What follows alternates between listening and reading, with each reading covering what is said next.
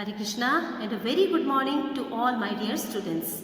Students, I am your English teacher Rashi Jarani. First of all, I welcome all of you in class 4. And I wish all of you that all of you will do much better in class 4. Right? Read more, learn more, be more intelligent and get more good marks. Okay? And from today, your online classes for the new session are starting. And today I am going to teach you the first lesson of English 1. But before starting the lesson, I am telling you about your English books. Okay? You have 2 books in English. The first one is Essential English book. This is English 1 book. And the other book is Essential Grammar book. That is English 2 book. And today I will teach you the first lesson of English 1 book. Okay? Students, the first lesson in your English book is a poem, but today I am omitting this lesson. I will teach you this lesson later. Today I will teach you the second lesson of English 1. Okay? The first lesson we will read later. Okay? And today I am going to teach you second lesson. Its name is Secret of Success. Secret means होता है सफलता. Success means, secret means होता है रहस्य और success means होता है सफलता. सफलता का रहस्य क्या होता है वो हम इस लेसन में पढ़ेंगे कि किस तरह से हमको सक्सेस मिलती है. वो एक स्टोरी के थ्रू हम इस लेसन में लर्न करेंगे कि कैसे सक्सेस हमको मिलती है, उसका सीक्रेट क्या होता है. Hard work is the key to success. इसका मतलब क्या? हार्ड वर्क मीन्स कठिन परिश्रम is the key to success. वो ही सफलता की है, चाबी है. This lesson proves the same true. ये लेसन इस कहावत को सच करेगा कि कैसे हार्ड वर्क सक्सेस की है. In this lesson, the hard work of an old farmer and his 4 sons is shown. इस लेसन में hard work of an old farmer, एक बूढ़े किसान का और उसके 4 सन्स का हार्ड वर्क जो है इस लेसन में बताया गया है. ठीक है, चलिए हम लेसन पढ़ते हैं.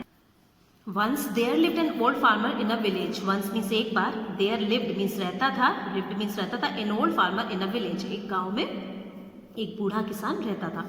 He had 4 sons. उसके कितने बेटे थे? 4 बेटे थे. He had 4 sons. उसके 4 बेटे थे. He loved his sons very much. वो अपने बेटों से बहुत प्यार करता था.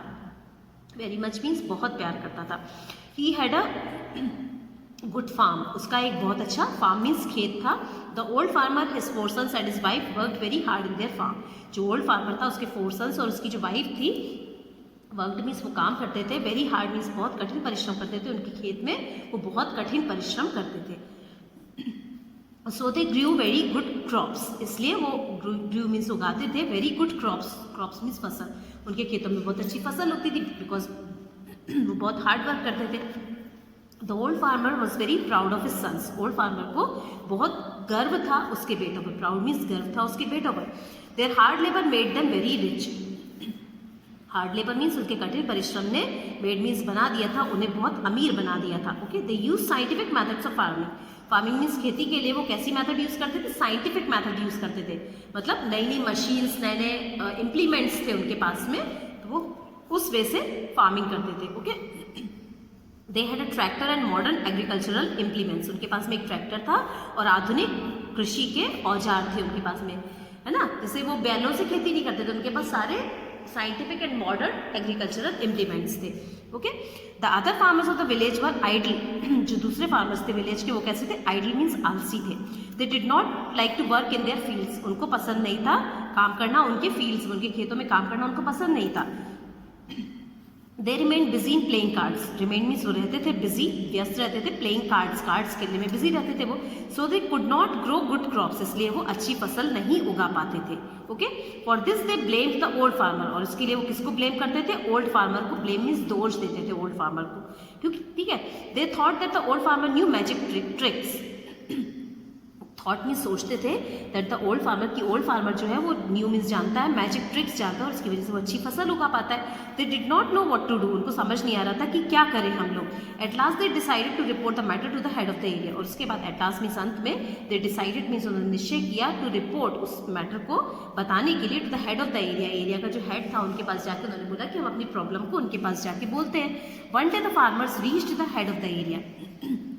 एक दिन farmers head of the area के पास पहुंचे एंड सेड और कहा, sir the old farmer of our village knows magic tricks. बोले कि सर हमारे गाँव में जो वो ओल्ड फार्मर है वो क्या है, वो जानता है, मैजिक ट्रिक्स जानता है वो। He does not let good crops grow in our fields.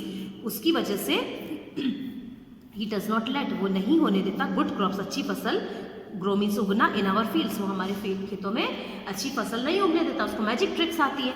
We are getting poor and poorer, और बोले कि हम दिन पर दिन गरीब पे गरीब होते जा रहे हैं। On the other hand the old farmer is getting rich and richer, और दूसरी तरफ जो ओल्ड फार्मर है वो रिच, अमीर और अमीर होते जा रहा है। काइंडली हेल्प अस, प्लीज हमारी हेल्प करिए।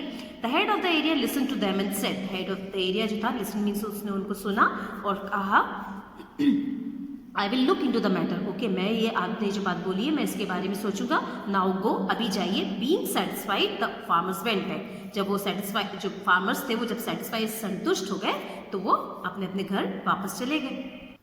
The next day the head of the area came to the village in disguise. Next day means अगले दिन जो हेड ऑफ द एरिया था वो केम मीन्स आए विलेज में, डिस्गाइज मीन्स वेश बदल कर आए अपना, ठीक है।